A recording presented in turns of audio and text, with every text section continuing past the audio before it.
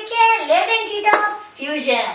अब latent heat क्या होती है? पहले तो latent is the amount of heat, it is the amount of heat supplied to a substance to change the phase और state of that substance without changing the temperature.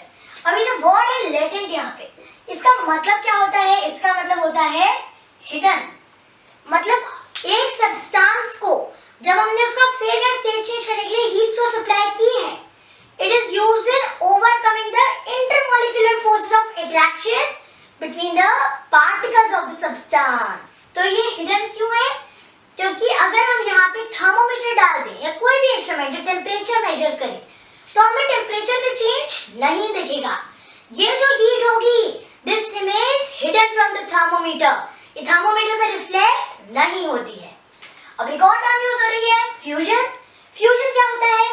Fusion का मतलब होता है मेल्टिंग, और मेल्टिंग क्या होता है?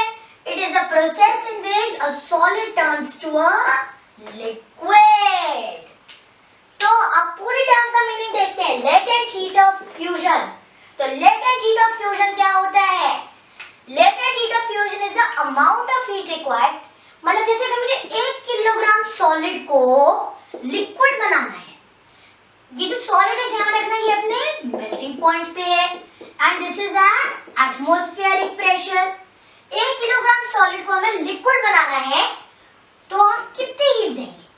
उसे हम कहेंगे लेटेंट हीट ऑफ फ्यूजन।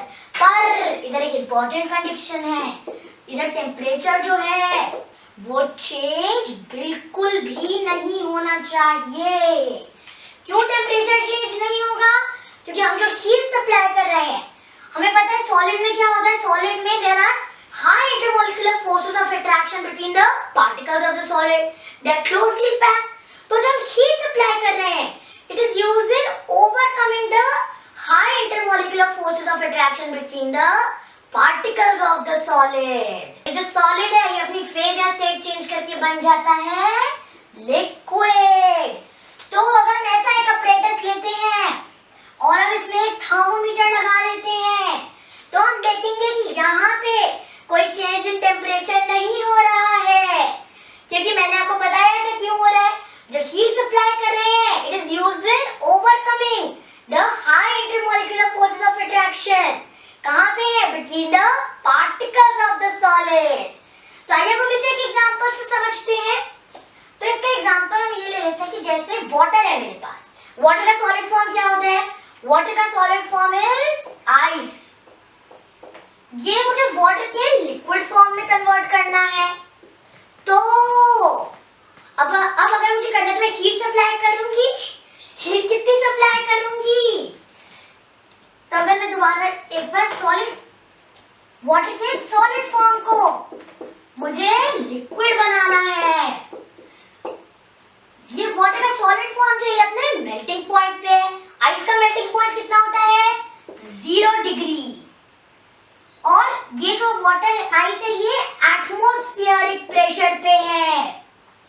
अब हम इसे कुछ हीट सप्लाई करेंगे जिससे ये लिक्विड वाटर बन जाएगा, वो होगी latent heat of fusion. Ice की लेटेंट हीट ऑफ फ्यूजन कितनी होती है आपको पता होनी चाहिए। दिस इज 3.34 into 10⁵ जूल पर किलोग्राम। पर किलोग्राम तो कह रहे हैं, ध्यान रखिएगा यहाँ पे हम 1 kg ऑफ आइस को लिक्विड वाटर में कन्वर्ट कर रहे हैं।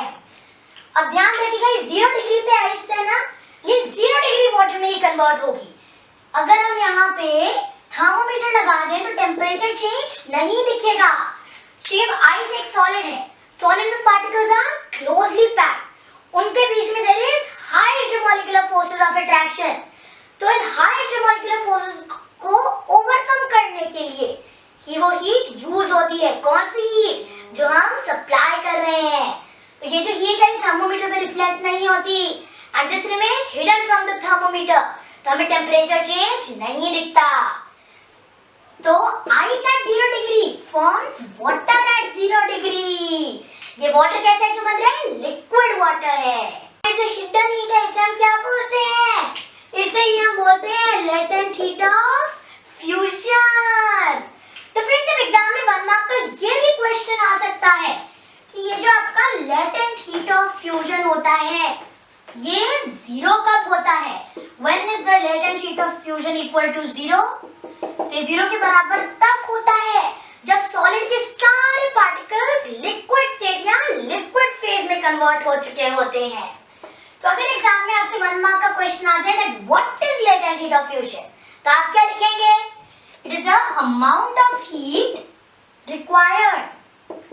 इससे हम क्या कर रहे हैं? कन्वर्ट कर रहे हैं किसे? 1 किलोग्राम सॉलिड को लिक्विड में। Solid is at its melting point and it is at atmospheric pressure. और इधर क्या है? टेम्परेचर जो है वो चेंज नहीं हो रहा है। ये बहुत इंपॉर्टेंट है, अगर आप नहीं लिखते हैं तो मार्क्स कट हो जाएंगे। तो ये लिखना बहुत इंपॉर्टेंट है कि टेम्परेचर जो है वो चेंज नहीं होता है